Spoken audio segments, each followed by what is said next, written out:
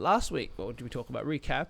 So about friendships and relationships and the different relationships that exist. Yeah, romantic and platonic. Platonic, work and friendships and stuff like that. Yeah, talking about the importance of those and how they help you and things like that.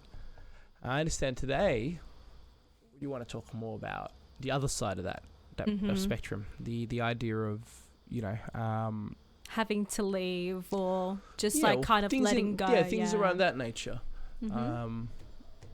What happened? Well, I think as of late, I've just kind of found myself questioning whether or not I should leave a certain group or a certain friendship, simply because I was just too tired. I just don't have the time. I don't have the energy. I'm just thinking maybe it's a good time to step back, take a break, and then move forward or come back to it at a later time. Because I kind of felt that, especially with university societies, where I was a part of a university society, and I was part of that during uni, and then when I almost finished my degree, I was thinking maybe I should focus on finishing my degree and then see whether or not I want to come back to it. Come back to the uni society? Yeah. But if you finish your degree, why would you come back to a uni society? Well, the thing is, I was part of a Kendo society. Ooh, where Kendo. Yeah. Oh, that's swords. Yeah.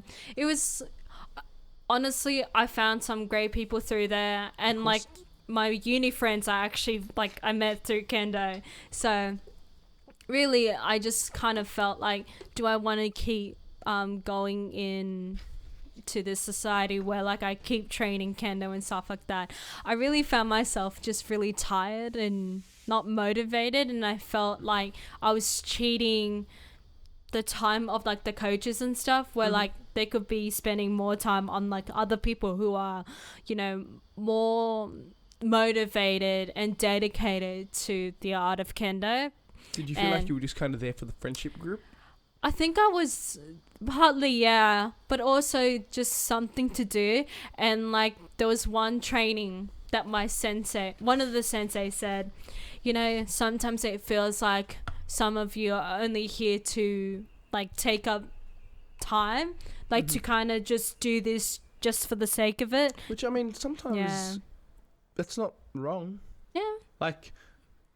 Excuse me, that you're trying to make me feel bad about it, but yeah, I have free time. Yeah. Got nothing to do. I could be sitting in my ass, but I'm not. I'm going to come here and do as much as I want to. Yeah. To do, I don't know. With this, it feels like there's a shift on, where the supply and demand here is. Because, no, obviously there's a level of, I don't know if you're paying or anything like that for it, but yeah, I assume you are. Yeah. Yes, there's a level of, look, they don't need your money. They have their students who care. But then there's a level where you are break it down to a consumer level. I'm paying, I'm attending, know.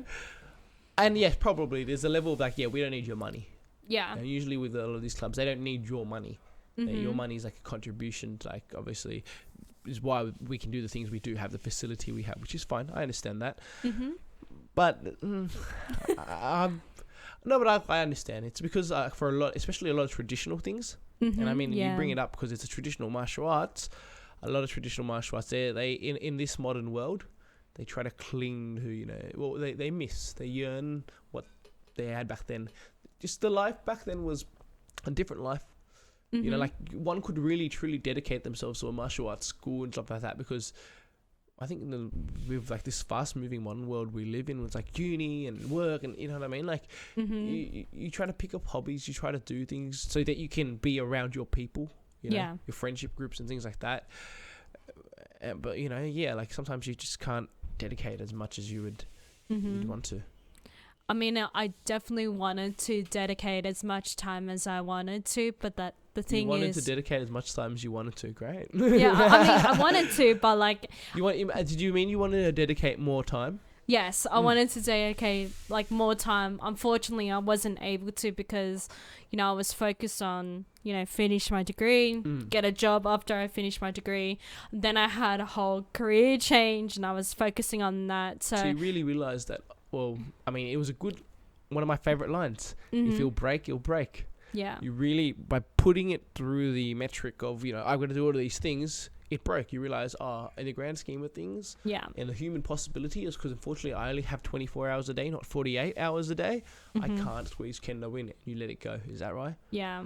Okay, so, well, I mean, with that kind of step in, we can look into like the idea of, sometimes you outgrow things. You pick up commitments, life happens. Life gets in the way. Yeah. That's one of the, you work in charity course centers, that's one of the lines they teach you. When people tell you, oh, sorry, I've been busy, like, no, that's okay. Life gets in the way. We get it. And this is why but my point being, you're growing up, you're working, just maturing and things like that. So it means that you take on things. Let's say you take on work commitments. You go to work. Work has parties and functions, things like that. Yeah. So then you start skipping out on these classes. You're not going to classes. You're still paid, so obviously you're losing money, which is probably another reason why, at the end of the day, it is better that you let it go, because then it's just a waste of money. Yeah. Work is another thing, and obviously your friendships, and I myself with a routine, I remember when I went to uni was the number one, so everything had to work around uni. I've taken a pause from uni. Nowadays, for me, it's just working in sports is my number one, number two. So that means when I go back to uni, the idea is I can kind of shift and prioritize and kind of make it so that I make sure to keep the sports and stuff, the stuff that I didn't have the last time. It's kind of like, you need that level of just taking time to prioritize, and unfortunately with that you lose and you gain things. Yeah. I mean, I know you've got projects and things like that you want to work on too. And then sometimes it's not even about filling up all the time you've got. It's about you need that dead air. You need that dead space of time to just do nothing so you can get things done. Yeah, definitely. I mean, talking about leaving things and moving on, it did remind me of certain friendships where I just felt like I don't need this. I can just same with the Kendo. You were kind of I don't need this. It was more I want to dedicate more to this, but it's draining me. I get it. It's I want to do it. It's what's that, negative returns, depreciating, whatever. Yeah.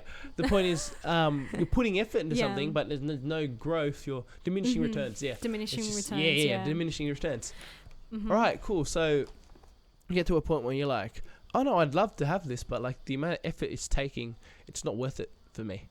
And I've got to let it go. It's a bit of a poison kind of thing if you think about it. Yeah. It's unfortunate Toxic. Because ow!